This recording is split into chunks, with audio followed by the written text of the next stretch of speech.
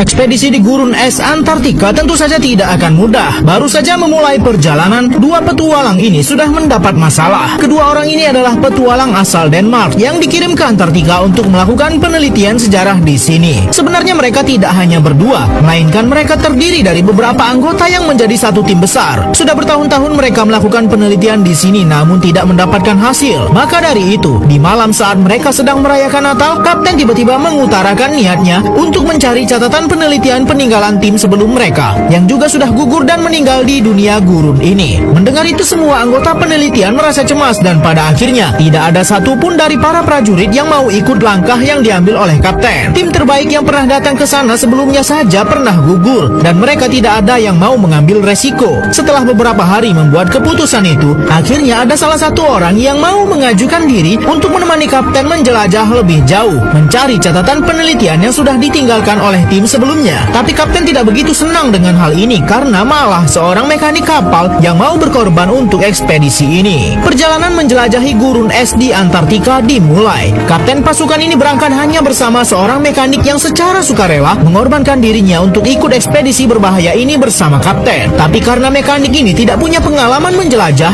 Kapten harus lebih banyak bersabar untuk memberikan mekanik Ivar pelajaran agar bisa pulang dengan selamat dan kembali berkumpul dengan pasukan utama. Hanya bermodalkan kereta luncur yang ditarik oleh beberapa ekor anjing, mereka akan menelusuri gurun es ini mencari catatan sejarah yang bisa mengubah masa depan negara yang mengirim mereka. Setelah beberapa hari dilewati, Ivar mulai kehilangan fokusnya dan Kapten berusaha terus memperingatinya. Namun Ivar sepertinya malah terlalu terlena sampai-sampai ia tidak sadar kalau ada jurang es di depannya. Kapten sudah berusaha memperingatkan Ivar untuk berhenti meluncur, namun Ivar malah terlambat untuk mengendalikan anjing yang menariknya. Walaupun Ivar sudah berusaha keras, namun usahanya hanya sia-sia dan kereta sudah nyaris terjatuh ke bawah jurang. Beberapa persediaan makanan pun terbuang sia-sia. Setelah kereta luncur diamankan, namun Ivar tidak langsung kembali karena anjing kesayangannya sedang tersangkut dan Ivar ingin menolongnya terlebih dahulu. Walaupun sudah berusaha keras, pria ini harus kehilangan anjing kesayangannya di ekspedisi kali ini. Kapten pun menjelaskan bahwa dalam ekspedisi seperti ini, hal tidak terduga akan banyak sekali terjadi, sehingga Ivar harus siap dengan semua kemungkinan terburuk yang akan terjadi. Mereka sudah melakukan perjalanan cukup panjang dan tidak mungkin akan kembali. Catatan sejarah yang bisa menyelamatkan negara mereka harus segera ditemukan di tengah gurun es ini. Kapten tak henti-hentinya memberikan arahan dan pengertian kepada Ivar bahwa petualangan kali ini harus mereka jalani tanpa beban dan tidak boleh berpikir bahwa ada keluarga mereka yang menunggu di rumah. Dengan kata lain, Kapten meminta Ivar untuk ikhlas dan pasrah apapun yang terjadi dengan mereka karena tim sebelumnya yang melakukan penelitian seperti mereka semuanya sudah gugur dan meninggal di tengah gurun es ini. Hanya bermodalkan peta yang dibuat oleh